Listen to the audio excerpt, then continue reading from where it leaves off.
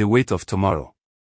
Once upon a time a man called Eli was born on a night when the rain would not stop. He lay in his mother's arms inside a small, dark room. The walls were cracked, and the roof leaked.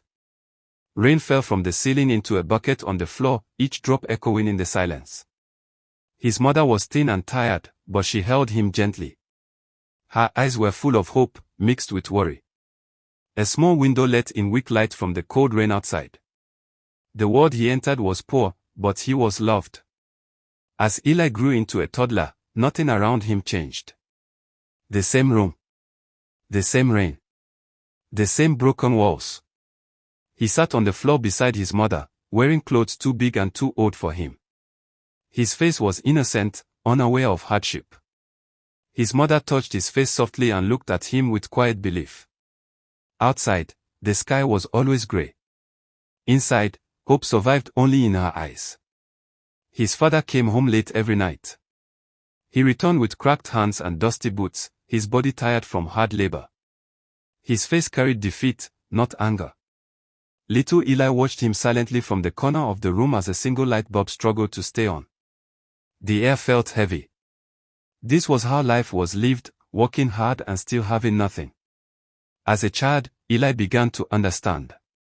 He often sat alone in the room, staring at the floor. Empty plates lay nearby. The walls were stained and broken. He did not cry. He simply watched, learned, and remembered. Poverty was not a moment in his life. It was his daily reality. When Eli became a teenager, he made a decision. If life would not change for him, he would change himself.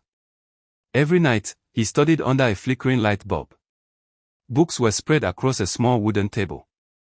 His eyes were tired, but his mind stayed focused. The room was quiet, poor, and still, but his determination filled it. Soon, he became a young man. He worked jobs that drained his body. He lifted heavy loads, cleaned, and labored until sweat soaked his clothes. His muscles ached, but his wood did not break. Even when he was hungry, he smiled faintly during breaks, holding an empty food container while others ate nearby. His hunger stayed hidden behind a tired smile.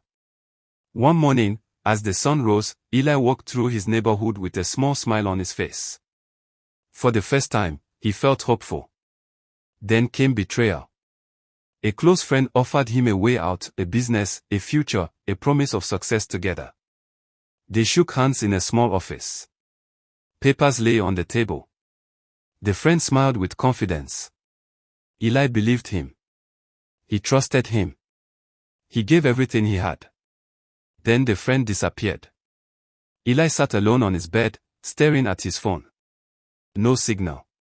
No answers. The room was dark. His body slumped as silence filled the space.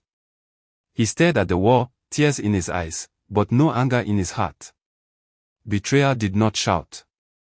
It arrived quietly. Still desperate, Eli listened to another man who promised success. The man showed documents on a phone, spoke with confidence. Eli felt unsure, but his need for hope was stronger than his fear. It was a scam. That night, Eli sat on the floor, head in his hands. Papers were scattered around him. Shame and regret wrapped around his chest. He felt small. Broken. Empty. Then came love. Eli met a woman who made him feel seen. They sat together at sunset, talking about dreams and a better future.